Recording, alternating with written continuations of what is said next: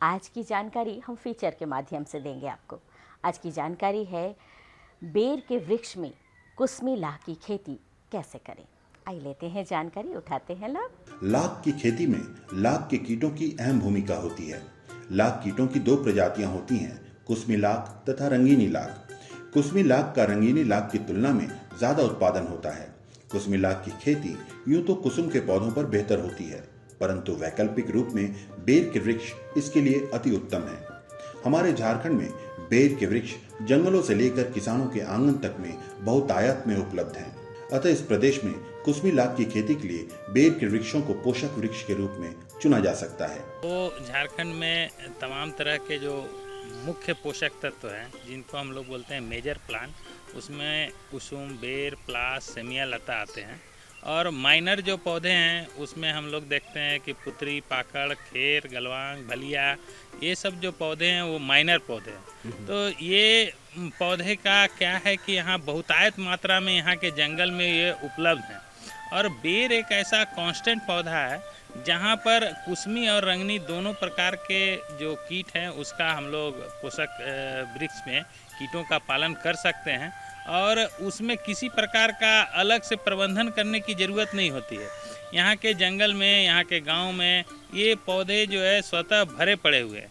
तो किसान भाई को ये चाहिए कि अपनी आवश्यकता अनुसार ये या कुसुम का या रंगनी का, हम लोग कहें कुसमी या रंगनी, दोनों तरह के कीटों का इसमें पालन सफलतापूर्वक कर सकते हैं। और इसकी बहुतायत मात्रा में यहाँ पर पौधे उपलब्ध हैं। बरसात के मौसम में कुसमी लाख के कीटों का संचरण करने के लिए इसकी तैयारी जनवरी-फरवरी माह में ही शुरू कर देनी चाहिए।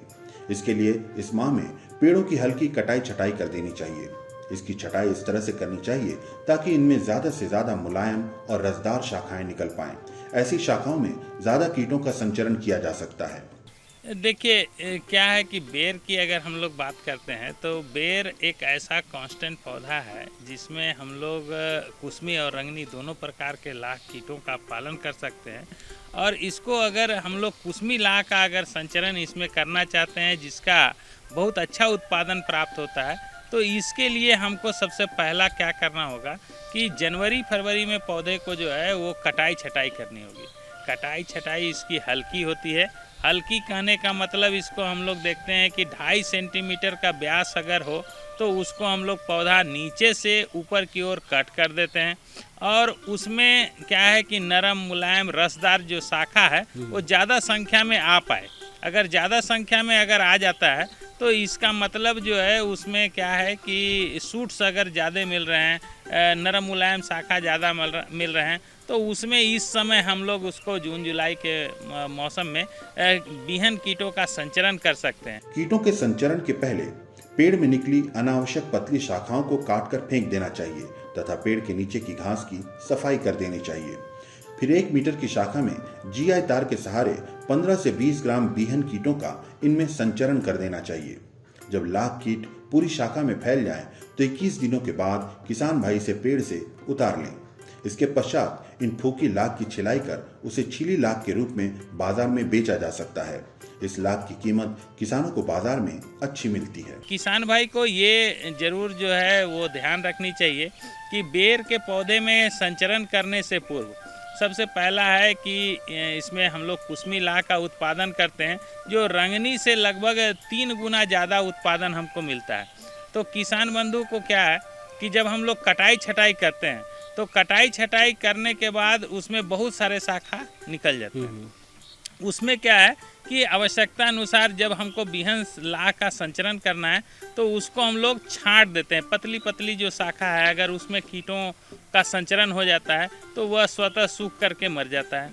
नीचे में बहुत सारे घास या जंगल, बरसात का समय है तो घास निकल जाते हैं, तो उसको भी सफाई करना है। पतली पतली शाखा को सफाई करना है।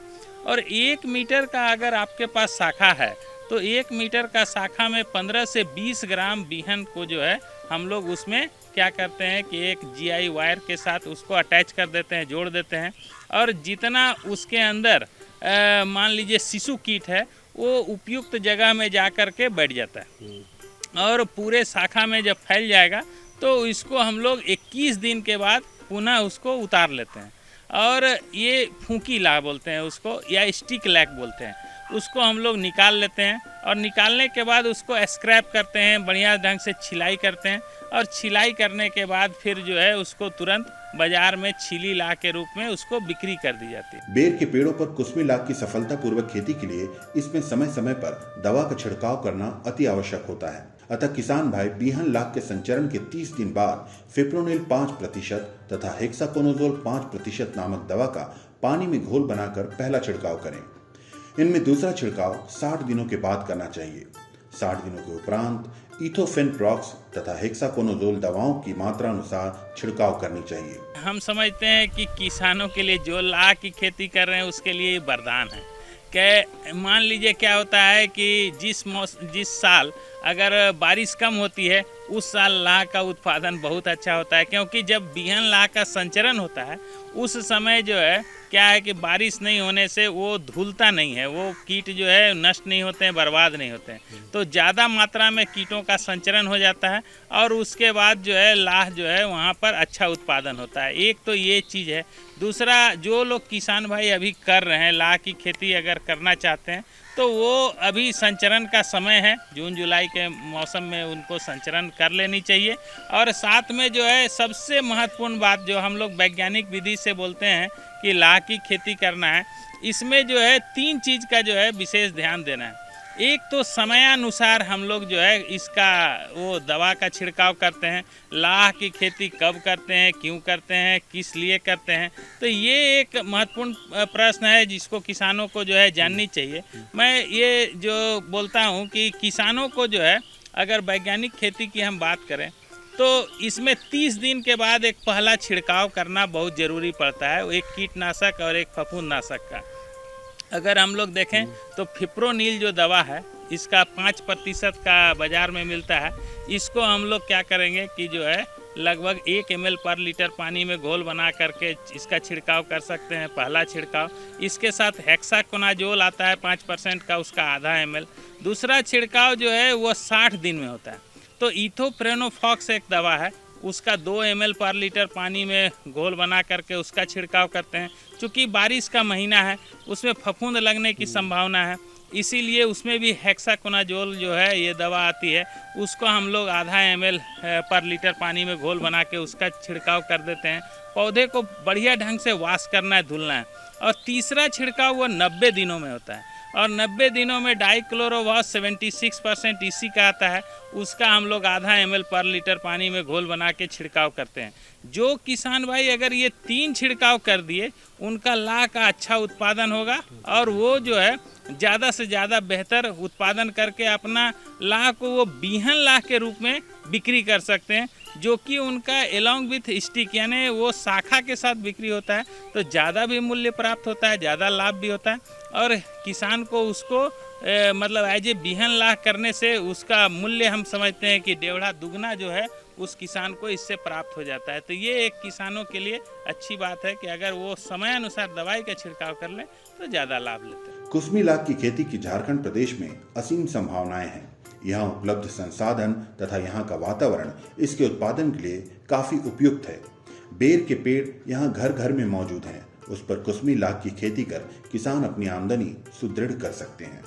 तो अच्छी नस्ल की मुर्गी का पालन हम कैसे करें, चलिए फीचर के माध्यम से इसकी भी जानकारी हम ले लेते हैं। हमारे झारखंड प्रदेश में कृषि के क्षेत्र में यदि कम पूंजी में अधिक लाभ देने वाला कोई व्यवसाय है तो वो है मुर्गी पालन। हमारे प्रदेश में इसकी बहुत अधिक संभावनाएं हैं क्योंकि यहाँ मांस और अंडों की मांग बहुत ज्यादा है। मुर्गी पालन के तरीकों को मुख्यतः 3 भागों में विभाजित किया जा सकता है।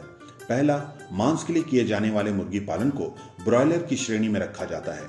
इसमें ऐसी प्रजातियों की मुर्गियों का पालन होता है जिनकी बढ़वार ज्यादा होती है। इसके लिए वेंकीज, बीवी 300, बीवी 400 तथा हू ब्रीड्स आदि बेहतर होती हैं। जैसा कि किसान भाइयों हम लोग बात कर रहे थे नस्लों की, तो मुर्गी के अगर व्यवसाय को बात करें तो हम 2-3 भागों में इसको मोटे मोटे तौर पे विभक्त कर सकते हैं। जैसे कुछ मुर्गियां जो मांस के लिए पाली जाती हैं उनको हम लोग ब्रॉयलर कैटेगरी में रखते हैं और दूसरे कुछ मुर्गियां उससे जस्ट उल्टा होती हैं जो केवल अंडों के लिए रखी जाती हैं, उनको मांस की हम लोग बहुत अपेक्षा नहीं करते हैं उनसे, तो उन लोगों को लेयर के कैटेगरी में रखते हैं। और कुछ मुर्गियां ऐसी होती हैं जिसको हम लोग जैसे बैकयार्ड पोल्ट्री के रूप में पालते हैं, जो देसी और इम्प्रूव कुछ ऐसे हैं उनके क्रॉस टाइप के बने हुए हैं, तो उन सबों को हम लोग डुअल पर्पस के बर्ड में रख सकते हैं। तो इस तरह से करते हुए हम ये मुर्गियों को मैंने मुख्य तौर पे 3 भागों में विभक्त कर सकते हैं। जो किसान भाई हमारे मांस के लिए और पूंजी को जल्दी जल्दी रोलिंग करना चाहते हैं, अपने पूंजी को जल्दी जल्दी दूसरे कामों में लगाना चाहते हैं, वे किसान भाई हमारे ब्रॉयलर फार्मिंग की ओर ब्रॉयलर फार्मिंग का चुनाव कर सकते हैं। ब्रॉयलर फार्मिंग केवल आजकल 30 से 32 दिन का खेती हो गई है। 30 से 32 दिन में आप जो पूंजी लगाते हैं वो निश्चित तौर पे आपको वापस आ जाती है। इसी तरह से अंडों की प्राप्ति के लिए पाली जाने वाली मुर्गियों को लेयर पोल्ट्री फार्मिंग की श्रेणी में रखा जाता है। इसमें मुर्गियों की खास प्रजातियों का पालन होता है जिनमें अंडे देने की क्षमता अधिक होती है। इसकी कुछ खास प्रजातियां लेहमन, BV 380 ब्राउन तथा हाईलाइन ब्राउन आदि हैं। लेयर वाले जो होते हैं वो लेयर वाले मुर्गियां आपको केवल अंडे ही देंगे। जैसे वो उनको आपको 250 से 300 अंडे फार्मिंग सिचुएशन पे आप बात कर सकते हैं। तो उसके बाद जो फार्मिंग ख़त्म होती है, तो झारखंड में चूँकि मांस की मांग बहुत बनी हुई रहती है सालों भर, तो जो लेइंग ख़त्म होने के बाद भी जो स्पेंड बर्ड होते हैं, जो कलिंग के समय का आता है, तो वहाँ पर भी हम उनको बेच के एक अच्छा खासा मुनाफा कमा सकते हैं। जिन मुर्गियों को मांस तथा अंडे दोनों ही उद्देश्यों की पूर्ति के लिए पाला जाता है उसे बैकयार्ड पोल्ट्री कहते हैं।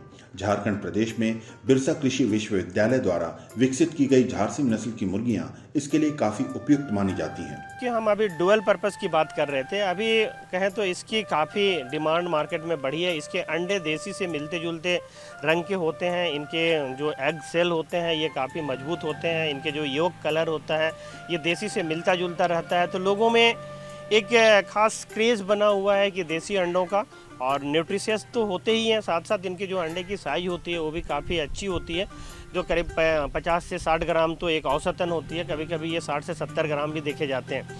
इनके मांस भी यानी कलर फीदर वाले होते हैं, तो मांस की मांग भी बाज़ार में बहुत अच्छी बनी हुई रहती है। तो किसान भाई इसको भी एक व्यवसाय के तौर पर कर सकते हैं। इसमें बहुत सारे नस्ल या कहें तो ब्रीड अभी आ गए हैं, ब्रीड वैरायटी कई तरह के मार्केट में मिलते हैं। ख़ासतौर से अगर हम झारखंड की बात करें तो हमारे जो कांके में बिरसा कृषि विश्वविद्यालय के द्वारा एक उन्नत नस्ल जो झारसिम नस्ल को अभी मार्केट में ये दिया, अभी व्यवसाय के तौर पर भी इसको मिल रहा है हर जगह पे, तो झारसिम भी आप लोग अपना सकते हैं। झारसिम का जो कलर होता है वो देसी के जैसा कलर फीदर वाले होते हैं, देखने में ये बिल्कुल देसी बर्ड की तरह रहते हैं, और इनका लालन पालन जो है ना, भरण पोषण भी आप देसी के तरह ही इसको कर सकते हैं। इनकी अंडा देने की कैपेसिटी भी आपको 150 से 160 बहुत आसानी से हो जाता है, और मांस वाले भी जो मेल होते हैं ये भी 1.5 to 2 kg तक चले जाते हैं, और फीमेल होते हैं ये भी 1.5 के आसपास रहते हैं। तो किसान भाई इस पर भी अपना ध्यान केंद्रित कर सकते हैं। मुर्गियों से अत्यधिक आमदनी प्राप्त करने के लिए उनका स्वस्थ रहना अति आवश्यक है। इसके लिए उनकी उचित देखभाल की खासी जरूरत होती है। मुर्गियों के चूजे लाने से पहले ये सुनिश्चित कर लेना चाहिए कि मुर्गी घर उनके अनुकूल हो। बरसात के दिनों में इस बात का विशेष ध्यान देना चाहिए कि मुर्गी घर में कहीं से बरसात का पानी ना आ रहा हो। इसके अलावा मुर्गी घर में नमी की उचित मात्रा बनाए रखना चाहिए। ब्रूडिंग के कमरे में दवाओं का छिड़काव कर देने से चूजों में संक्रमण का खतरा कम जाता है, अतः कमरे में दवाओं का छिड़काव कर देना उचित रहता है। तो ब्रॉयलर वाले भाइयों को थोड़ा विशेष, ब्रॉयलर जो पाल रहे हैं उन सब किसानों को थोड़ा विशेष ध्यान देने की जरूरत पड़ती है। जिस समय चूजा आप ला रहे हैं उससे पहले ही आप जो मुर्गी घर है उसकी पूरी तरह से देख रहे, मैंने अच्छी तरह से जो होना चाहिए, मेंटेनेंस होना चाहिए, वो आप कर लें। जैसे कहीं ना कहीं सीलन नहीं हो, अभी पानी का दिन है, कहीं से पानी की बूंद अंदर ना आती हो, इसका पूरा तरह देख लें। दीवार वगैरह कहीं फटा ना हो, नीचे में नमी की मात्रा बहुत नहीं है, जो लीटर मैनेजमेंट जहाँ पे आप बिछाएंगे वहाँ पर नमी बहुत नहीं आता हो, इसका ध्यान रखें, नहीं तो लीटर आपका बार बार भीग जाएगा। जिस रूम में आप चिक्स ब्रूडिंग करना चाहते हैं उस रूम को भी पहले से आप तैयारी कर लें। आसपास में कोई डिसइंफेक्टेंट के साथ में पूरी तरह के आसपास में डिसइंफेक्टेंट लगा लें, उसका छिड़काव कर लें, लीटर पहले से बिछा लें, लीटर सूखा होना चाहिए। सॉडस्ट अगर लकड़ी का बुरादा पा रहे हैं तो बहुत अच्छी है, नहीं तो आप जो धान के बुरादा होते हैं उनसे भी आप काम चला सकते हैं। ऊपर में शुरुआती दिनों में आप कोशिश करें कि जो लकड़ी का बुरादा है या जो दूसरे लिटर मटेरियल यूज़ किए हैं वहाँ के पेपर का यूज़ करें, जो न्यूज़पेपर वगैरह आते हैं उन सबों का यूज़ करें, तो मैनेजमेंट में और थोड़ी अच्छी होती है और टेम्परेचर मेंटेन करने में भी आपको सुविधा करेगा। बरसात के मौसम में लकड़ी या कूट से बनी चीक गार्ड का इस्तेमाल नहीं करना चाहिए। इससे बेहतर है कि किसान भाई टीन से बनी चीक गार्ड का इस्तेमाल करें। यह ऐसे मौसम में तापमान को अनुकूल बनाने में सहायक होते हैं। इसके अलावा चिक्स जो गार्ड रेल जिसको हम लोग बोलते हैं, जिसकी जो चिक्स गार्ड जो लगाते हैं, बहुत किसान भाई इसको नॉन मेटल्स का लगाते हैं, जैसे लकड़ी कूट वगैरह का लगाते हैं। ये अभी के मौसम में थोड़ा आपको ठीक नहीं रहेगा, या तो क्योंकि वो तो मॉइस्चर कंटेंट करते ही हैं, साथ साथ टेम्परेचर को भी बहुत ज़्यादा एब्जॉर्ब करते हैं। तो आप कोशिश करें यहाँ पर टीना का ही लगाने का। टीना का अगर चिक गार्ड लगा पाते हैं तो अच्छी है।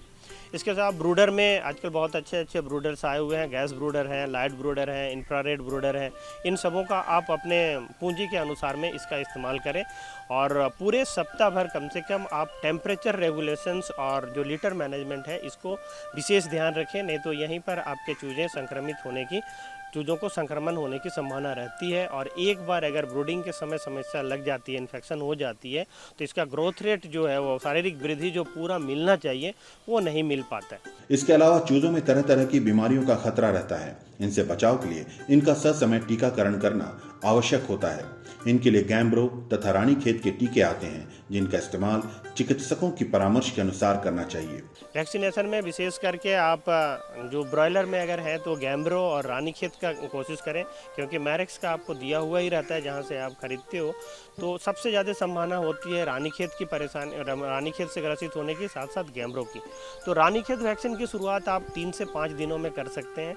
जो पहला वैक्सीन आप 3 से 5 दिन में जो देते हैं वो 1 बूंद या तो आँख में दें, और अगर वैक्सीन बच रही है तो आप नाक में भी दे सकते हो। इसके अलावा इसकी रिपीटेशन आपके एरिया में अगर रानीखेत की ज़्यादा प्रकोप है तो आप 20 से 21वें दिन में इसका आप दोबारा प्रयोग करें।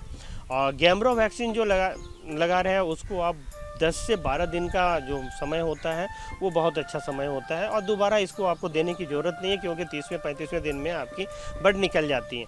जो भाई लेयर रखे हुए हैं या बैकयार्ड पोल्ट्री की जो हम बात कर रहे थे, इन सभी वैक्सीन को आगे भी रिपीट करने की ज़रूरत है। जैसे रानीखेत की वैक्सीन जो कर रहे हैं आप 21 दिन के बाद रिपीट तो करते ही हैं, उसके बाद प्रत्येक 40 से 45 दिन में आप अपने एक रूटीन के जैसा पानी में देने की आप एक हैबिट सा बना लो।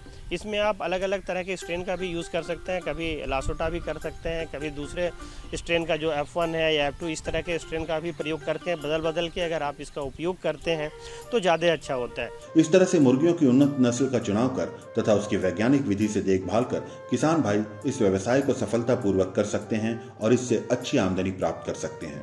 अच्छी थी ना जानकारी। जी हाँ, हमारे किसान भाई बहन खेती बाड़ी के साथ साथ पशुपालन मुर्गी पालन भी करते हैं, उनके लिए थी ये जानकारी।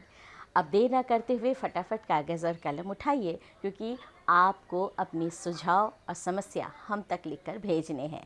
हमारा पता है कार्यक्रम कृषि दर्शन, कृषि प्रकोष्ठ, द्वारा केंद्र निदेशक, दूरदर्शन केंद्र, रातू रोड, रांची, पिन संख्या 8340001। तो हमें रहता है आपके ख़तों का इंतज़ार। और हाँ, आप हमसे फेसबुक और ट्विटर पर भी संपर्क कर सकते हैं।